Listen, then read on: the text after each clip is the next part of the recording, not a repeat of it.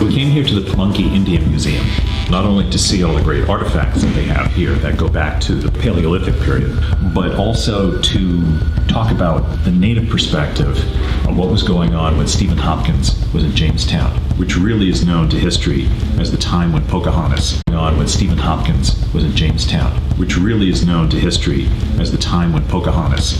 Need fresh water. They were starving and the numbers were so few, so if they ever left the fort, or if any warrior got the chance, they would kill a colonist.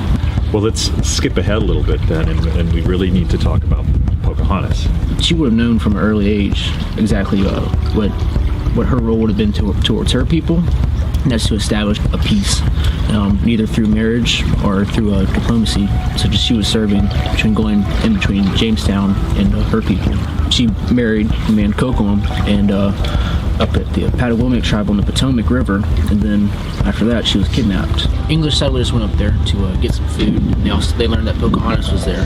The chief of the tribe worked out a deal with the English settlers, Pocahontas, in exchange for trade goods, a bunch of trade goods that the English wouldn't trade to anybody else, and also a military alliance for when there would be a retribution and revenge for that kidnapping. Patagomic were supposed to owe their allegiance to us, the Pamunkey people, and that didn't work out, and so Pocahontas was to be used as leverage. Yes. But I guess it wasn't really that well thought out, seeing as her purpose was to unite two peoples. Yeah. The English wanted to do an exchange for Pocahontas for all English prisoners, any stolen trade goods.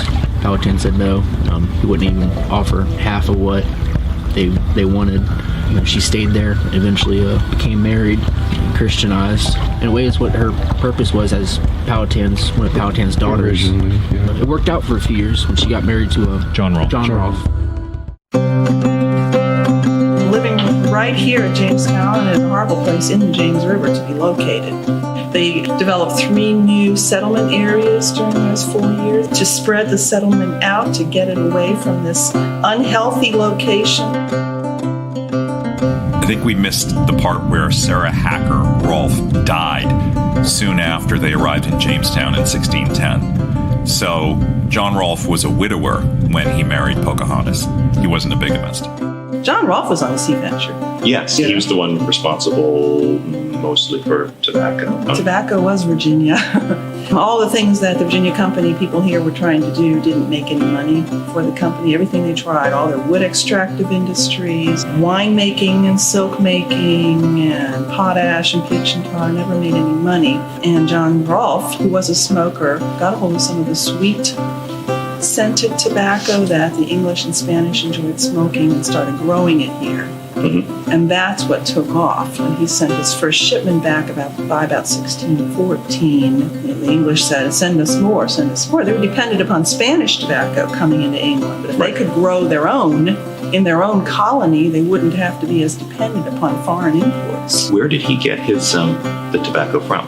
He could have gotten it in Bermuda because the Spanish stopped in the Bermudas, so they left hogs and perhaps tobacco there. Chris, what do you think? John Rolfe and Pocahontas, he returned to England with her. That was in 1616. The Virginia Company basically wanted to show her off. People were not buying shares of stock anymore.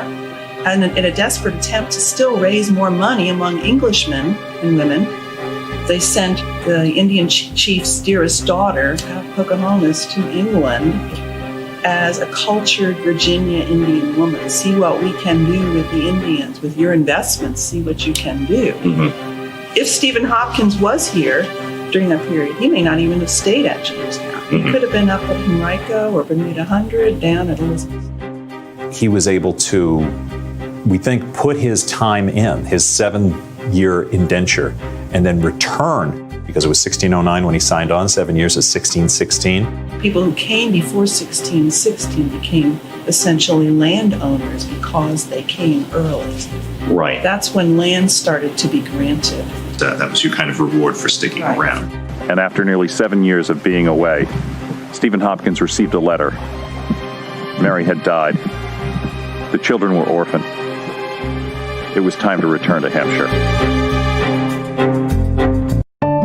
Massasoit being come, after their manner kindly welcomed us, and took us into his house, and set us down by him. Having delivered our aforesaid message and present, and having put the coat on his back, he was not a little proud to behold himself, and his men also, to see their king so bravely attired. Beautiful Rhode Island. We've made it to another state. He told us we were welcome, and he would gladly continue that peace and friendship which was between him and us. Thus being ended, he lighted tobacco for us, and fell to discoursing of England, and of the king's majesty, marveling that he would live without a wife. Jamie! Late it grew, so we desired to go to rest. It's crazy. This goes to my supreme sachem. He laid us on a bed, with himself and his wife. They at the one end, and we at the other, it being only planks laid a foot above the ground, and a thin mat upon them. Two more of his chief men, for want of room, pressed by and upon us, so that we were worse weary of our lodging than of our journey. Exhaustion. My body has been depleted. Very importunate he was to have us stay with them longer, but we desired to keep the Sabbath at home. And we must have sustenance. Sustenance. Give us sustenance. I'm gonna wash my hands. Oh, yeah. My face. So that on Friday morning, before sunrising, we took our leave and departed.